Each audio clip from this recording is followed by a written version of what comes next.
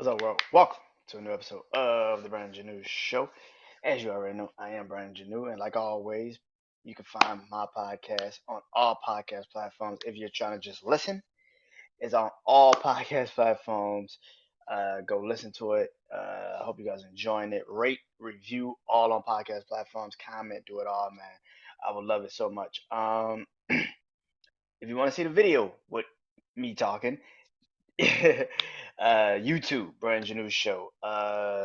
Shout out to everybody that is going crazy right now on my YouTube channel because I just put another short out for this upcoming episode tonight. Good Kid, Mad City versus Damn.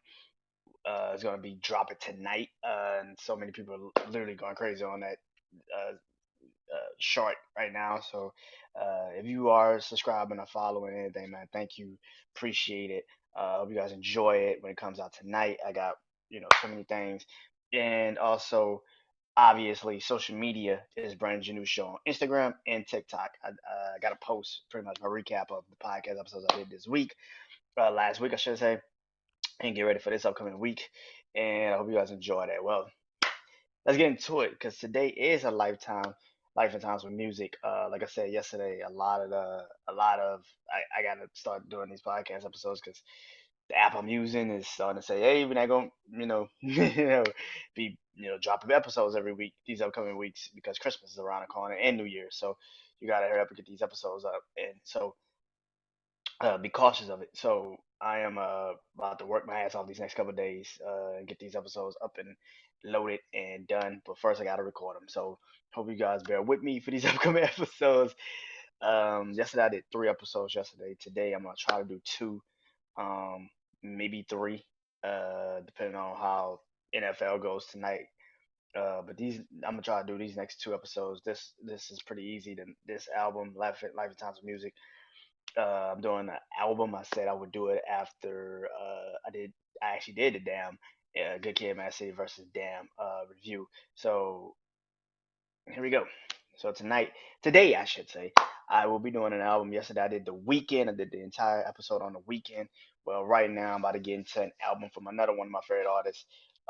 And this album was incredible when it first came out. 24K Magic, Bruno Mars. Um, One of the best albums of 2016. He even won a Grammy of this album of the year. I think he also won for song of the year. I think he also won either song or record of the year, one of the two. I know he was up for three. I don't think he won all three. I think he lost to Childish Gambino. I think he lost one of those to Childish Gambino. I want to say Redbone. This is America. I think he lost This Is America. He lost to Childish Gambino because he had This Is America. But I think this is what I like was I think the song that was nominated. But but he did take two of those big awards home.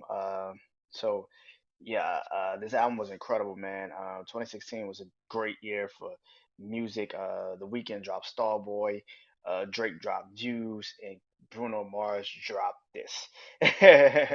Bruno Mars dropped this. 24K Magic, man. Bruno Mars have always had a collection of great music. I mean, every time he's dropped, I've loved every album that he's pretty much put out. I've always related to some songs on his projects. Um, Do Wops and Hooligans, with Just the Way You Are, or Grenade, or Runaway Baby, or um, Liquor Store Blues. One of my favorite songs by Bruno Mars. Talking to the Moon.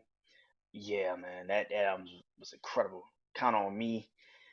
Uh, and then unorthodox, unorthodox jukebox. Which was another great one. Gorilla, um, Treasure, If I Was Your Man, uh, uh, Young Wild Girls. Like, yeah, he had some hits on that motherfucker too. God damn, when you think about it. But this album right here was the album that I think solidified that Bruno Mars is a bad motherfucker. You should not fuck with him at all in the industry, like at all. Um, and I don't know if I would do a versus with Bruno Mars, but if I do a versus, this probably would be the album that I do it with, and probably do it against Doo Wops and Hooligans.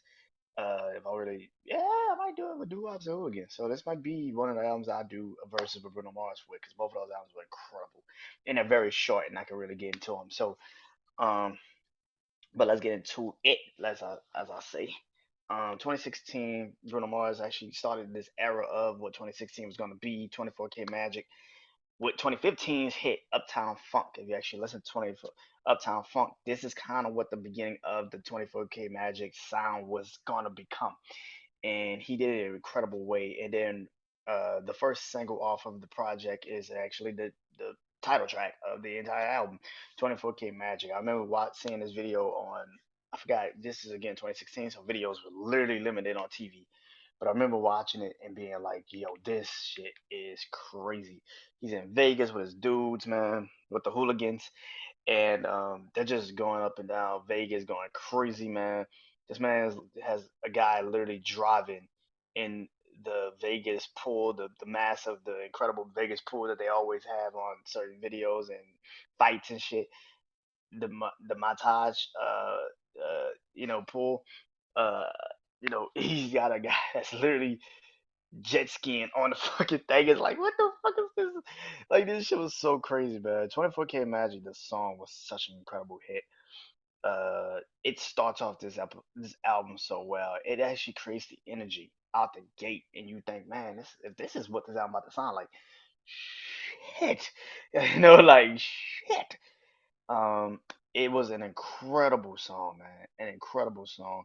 Um, just the landscape of the album was pretty much predicated in this just one song, man. It was a great song. It started it off perfectly. It was a beautiful title track to start this album off. 24K Magic was an incredible song, and you could tell that people was like, "Oh, he got it." Like this shit sounds completely different than what we just heard from him in 2012, 2013. Like, you gotta remember, this is like a 3 year time span from when he dropped Unorthodox Jukebox. So this is a complete different album, different person, different anything. And it's kind of ironic because I actually said that, I was like, man, because I was actually listening a lot to Bruno Mars around this time, and I was like, man, when the fuck is he gonna drop an album? And then this song came out, and I was like, oh, I was like, like, yeah. Then it goes into the second track, Chunky. Ooh, that shit fire. Yeah, man. This fucking album is a great fucking album, man. When you listen to all of the songs, man, shit. To be 9 songs, and that's the beauty of this album. I think I love about this album too is that it's not that many songs. It's 9. It's consistent. It's right to the point. Get your shit. What you need to say, and it reminds you of when Thriller. I said this about the weekend yesterday. Thriller, and when Michael Jackson would create music, he would just do 10 songs. He just gave you what you needed to hear and dip the fuck out. And this album was perfect. It kind of, you wanted more, but you were also like, I'm kind of cool with what I got. Like, Chunky was an incredible song, man. He just knows how to create, and I think that's the thing about it. Him and the Hooligans are one of the best fucking things that happened in music in the last decade. Them dudes know how to create. They are one of the best. To bounce the music off of each other, and for him to be such an incredible songwriter. Chunky was one of those songs. Perm, I remember doing track 3, Perm, when he did this at the BT Awards in 2016. Yeah, it was 2016, 2016, 2017. And he opened up the award show with Perm, and it was just like, damn, this dude, like the fact that he's dancing, killing it, like, oh, that show is fire. Hot, calm, hot. Woo! It's my birthday. No, it ain't. But still look good though. Hot, calm, hot. Yeah. Yeah, this shit was an incredible fucking album, man. Perm was one of those songs that you just knew was just on top of another level, man. Those first 3 songs, like, I'll put it up against any other 3 songs that I've seen or heard of done these things with. Because these 3 songs, like, just the energy, it was just, you couldn't hate this album out the gate. Like, it was like, God damn, this fucking album is fire, fuck. And then track 4, it just took it to another level. Like, that's what I like. Now, yes, this song definitely got super played out because it got so much airtime and so much shit. But when you isolate it and you go back and just listen to this body of work, and you go listen to this, just this track on the album, you understand why this song was so fucking popular. It was every fucking where for good fucking reason, man.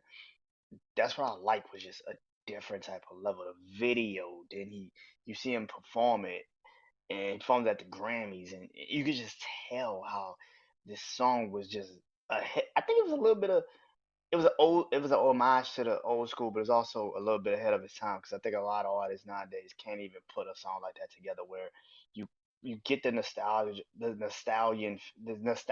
feel of the uptown funk, New Jack Swing feel, and then you still kind of relate it to what this new era is with the music, and it's kind of like you could tell that an artist like this has studied this game so well, man. And that's what I like was just a different fucking level. Like I said, this was different, man. It's just a different type of feel. That's what I like was just on a different fucking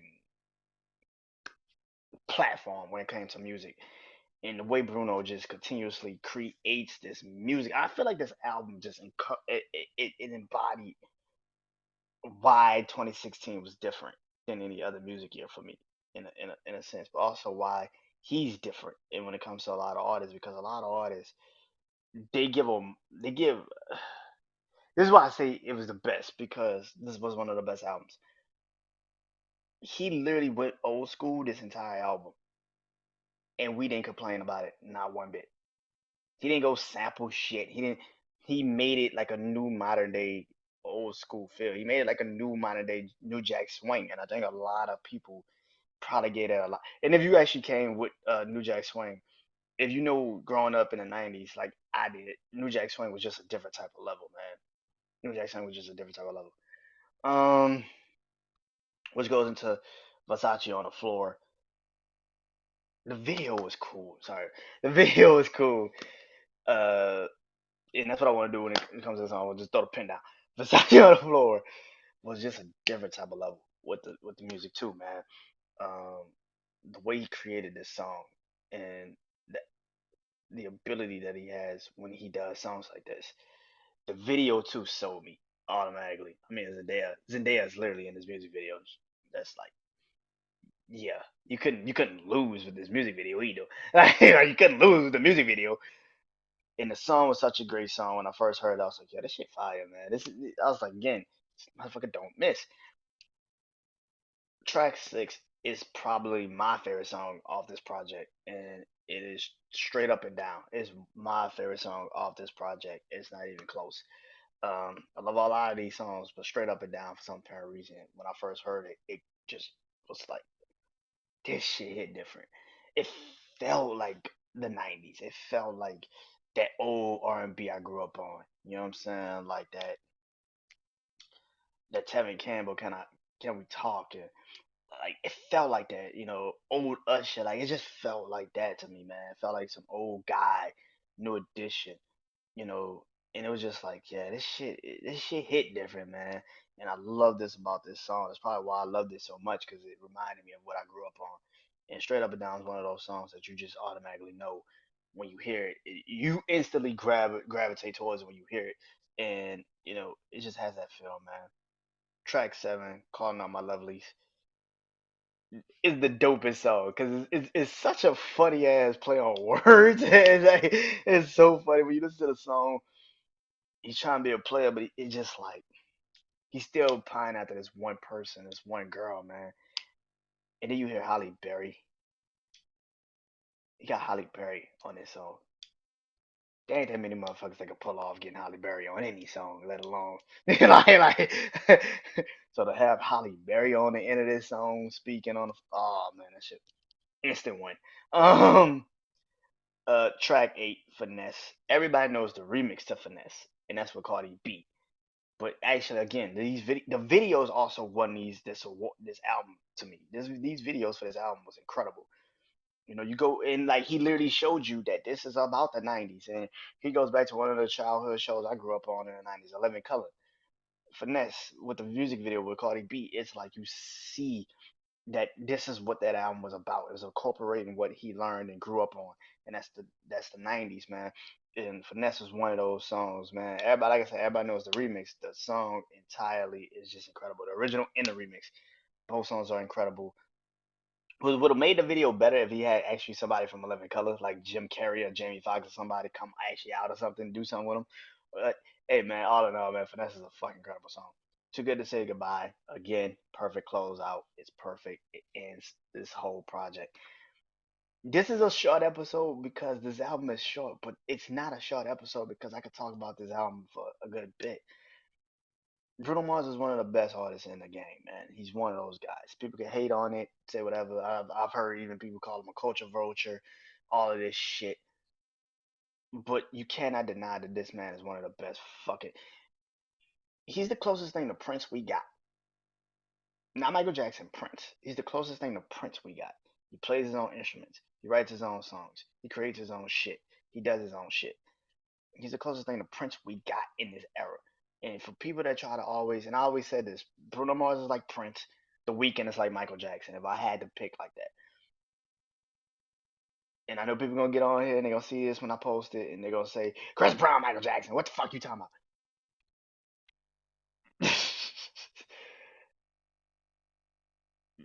I'm listening to the music and also the ability that they have created and the opportunities that they have done with their music and how how even in the little space that they've had to create their shit, they always leave memories. Bruno Mars is the prince of this era. And people could hate it, and you could go get mad at me, you could talk shit, but I don't give a fuck. Bruno Mars is the closest thing we got to Prince in this era. The way this man constantly finds new ways to invent himself. When he got tired of doing his own shit, he goes teams up with Anderson .Paak and they do Silk Sonic. And this shit is even bigger and even massive. And now next time he drops his own solo album, you're gonna have to literally listen to this shit and really closely because it's like, what else can this man fucking physically do to make you more of a fan of his? This album just 100% solidified that Bruno Mars is one of the best artists in the game, man. He's one of those guys. The Grammys didn't do shit but show you exactly what it's always been. From, like I said, his debut album, Doo Wops and Hooligans, even when he was doing Billionaire with Travis McCoy and the Billionaire song popped off, or him writing Fuck You for CeeLo Green. Like, he knows how to do this shit, man. He's one of the best to fucking do it. Lighters with him and Eminem and Royce da 5'9". Like, this man has always done great things. Him and Lil Wayne on Mirror. Bruno Mars has always been one of my favorite artists because of this reason. And in this album, again, continuously shows people why he's the best artist in the game and nobody else. When he drops, you might as well sit your ass on the sideline. There's a lot of artists that you always hear that people say that when they release an album, you should just not release that day. Like Drake, Taylor Swift, Adele, Beyonce, shit like that.